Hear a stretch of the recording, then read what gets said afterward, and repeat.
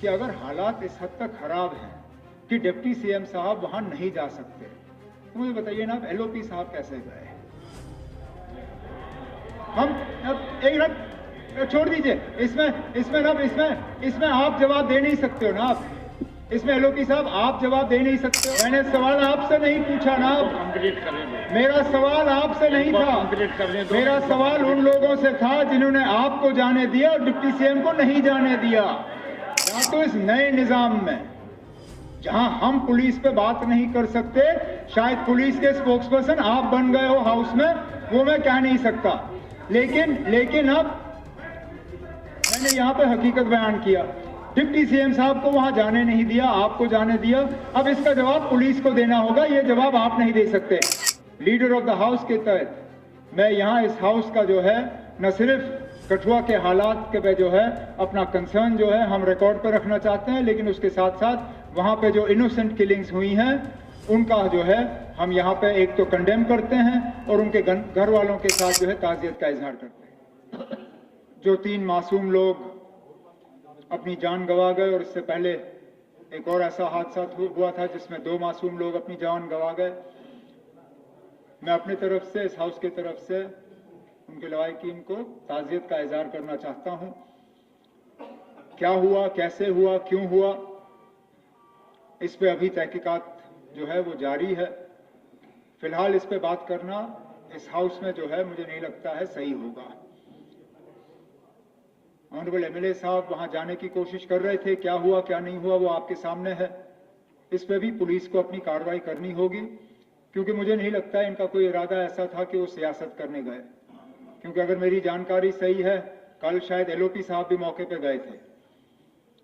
लेकिन कहीं ना कहीं इसको एक सियासी रंग देने की कोशिश जरूर की जा रही है, क्योंकि मैं इस बात से हैरान हूं कि कल सुबह मेरी डिप्टी सीएम साहब से बात हुई। डिप्टी सीएम साहब ने परसों रात को वहां जाने का एक प्रोग्राम बनाया था।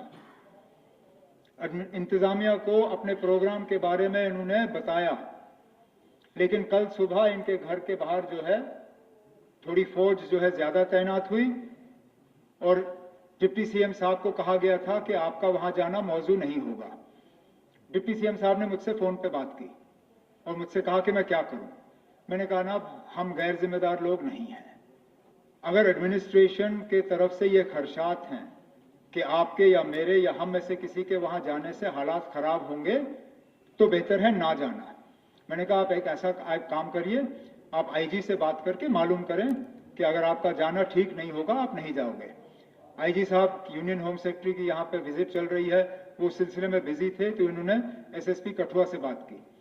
एसएसपी कठुआ ने इन्हें कहा कि ना फिलहाल हालात थोड़े नाजुक हैं, आप एक काम करें 2-3 दिन रुकें और उसके बाद आए।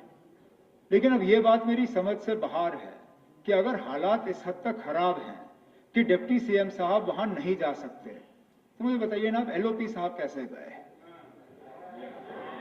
हम अब एक मिनट छोड़ दीजिए, इसमें आप जवाब दे नहीं सकते हो ना। आप इसमें एलओपी साहब आप जवाब दे नहीं सकते हो, आप नहीं दे सकते हो ना। आप एलओपी साहब जवाब आप नहीं दे सकते हो। मैंने सवाल आपसे नहीं पूछा, मैंने सवाल आपसे नहीं पूछा ना। कंप्लीट करने दो। मेरा सवाल आपसे नहीं था, कंप्लीट करने दो। मेरा सवाल उन लोगों से था जिन्होंने आपको जाने दिया और डिप्टी सीएम को नहीं जाने दिया। और ये जवाब या तो ना या एक खुर्शीद साहब एक सेकंड ना,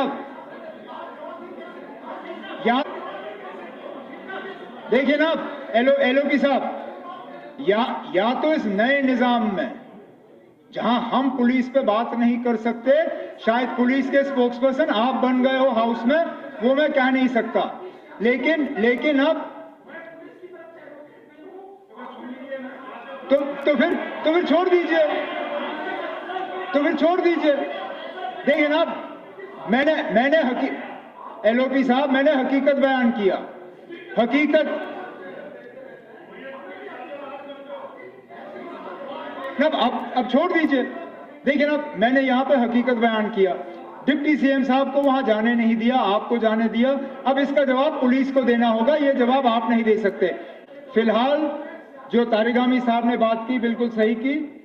लीडर ऑफ द हाउस के तहत मैं यहाँ इस हाउस का जो है न सिर्फ कठुआ के हालात के पे जो है अपना कंसर्न जो है हम रिकॉर्ड पर रखना चाहते हैं, लेकिन उसके साथ साथ वहां पे जो इनोसेंट किलिंग्स हुई हैं उनका जो है हम यहाँ पे एक तो कंडेम करते हैं और उनके घर वालों के साथ जो है ताज़ियत का इजहार करते हैं।